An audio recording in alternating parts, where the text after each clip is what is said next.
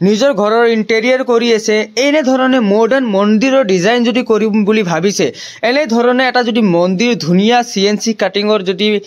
MDF বোৰ্ডৰ যদি আপুনি মন্দিৰ বনাম বুলি ভাবিছে কিমান টকা খৰচ হ'ব কি মেটেৰিয়েল দি বনাও কমপ্লিট এই ভিডিওটো আজি আমি আলোচনা কৰিম এই ভিডিওটো চোৱাৰ পিছত কোনো ইঞ্জিনিয়াৰ বা ঠিকাদাৰ বা আপোনাক বুৰ্বক বনাব নোৱাৰিব আপুনি নিজে কৰিব পাৰিব আৰু লেবাৰ ৰেটটো আলোচনা কৰিম গুৱাহাটী মাৰ্কেটত কি ৰেট চলি আছে বৰ্তমান মন্দিৰ বনোৱা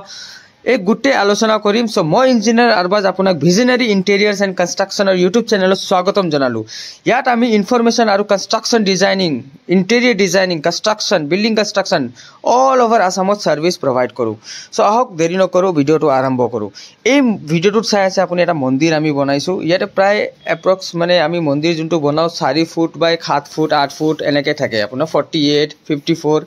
এনেকা প্ৰায় ভাগৰ স্কয়াৰ ফিট থাকে আৰু ম্যাক্সিমাম যদি মন্দিৰ আপুনি দেখা পায় আপুনি উডেন আৰু হোৱাইট টেক্সচাৰত মানে বেছি ধুনিয়া লাগে আপোনাৰ মন্দিৰ বনোৱা সময়ত সো বেসিক্যালি বেসিক পাৰ্ট को मंदिर এটা বনাবৰ কাৰণে প্লাইউড আৰু সানমাইকা এবোৰ দি কেনে আমি স্ট্ৰাকচাৰ বনাই কেনে ধুনিয়াকে বনালো কিন্তু তাৰ আগৰ সেকশন যোনটো থাকে শাটাৰ সেকশন যদি কোনবো বনাইছ বা ব্যাক সাইডে যোনটো আপোনাৰ মন্দিৰৰ লাইটস গ্লোইং সেকশন যোনটো থাকে হেতু আমি MDF বা SDSMR বোৰ্ডৰ বনাব লাগে এই ভিডিওটোত চাই আছে যে ব্যাক সাইডে যোনটো আমি MDF বোৰ্ডৰ বনাইছো এই MDF বোৰ্ডটো আমি CNC কাটিং কৰি কেনে ধুনিয়া এটা ডিজাইন দি কেনে এইটো বস্তুটো বনাও এই বস্তুটো বনোৱাৰ পিছত ইয়াত আপোনাৰ ডুকো বা PU ফিনিশ হয় তেতিয়াহে যায় হাই গ্লোসনেস যদি লাগে আপোনাক বা ম্যাট ফিনিশত লাগে তে PU বা ডুকো ফিনিশ স্টার্ট কৰি ফেলে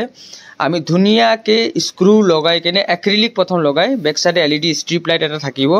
আৰু এক্ৰিলিক লগাই ফেলে তাৰ পিছত আপোনাৰ এই ডুকো পেন্সৰ যোনটো শাটাৰ থাকে আমি কৰি ফেলে লগাই ফেলে মন্দিৰ আমি এনেকে বনাও সো এই কমপ্লিট মন্দিৰ যদি আপুনি উইথ মেটেৰিয়েল যদি বনাব বিচাৰিছে 1800 रुपीजৰ পৰা 2000 रुपीस पर স্কয়াৰ ফিট আমি চাৰ্জ কৰো আৰু এই ধৰণে যদি মন্দিৰ আপুনি বনাম বুলি ভাবিছে যদি গুৱাহাটী অসমত আমাকে তল দুটা নম্বৰ দি আছে তাৰে যোগাযোগ কৰিব পাৰিব এই কমপ্লিট মন্দিৰটো চাব পাৰি তাৰ যেতে খুলি মই ভিতৰৰ যোনটো পৰ্চনটো থাকে হেতু MDF বোৰ্ড হেতু খুলিবও পাৰি এই MDF বোৰ্ডটো ডুকো ফিনিশ কৰা আছে আৰু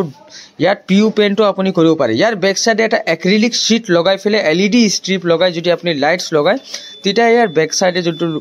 ওম সিম্বলটো আছে হেতু এটা ধুনিয়া লাইট গ্লো কৰিব সো মই আপোনাক পুৰা জনাব বিচাৰিছো যদি আপুনি আমাৰ পৰা এনে ধৰণে মন্দিৰ বনাব বিচাৰিছে তে আপুনি তলত দুটা নম্বৰ দি আছে তাতে আপুনি যোগাযোগ কৰিব পাৰিব আৰু ভিডিওটো যদি ভাল লাগিছে প্লিজ আমাৰ চেনেলটো সাবস্ক্ৰাইব কৰি দিব বা আপোনাৰ ঘৰৰ ওচৰত কোনোবা ফ্ৰেন্ডছ বা ফ্যামিলিয়ে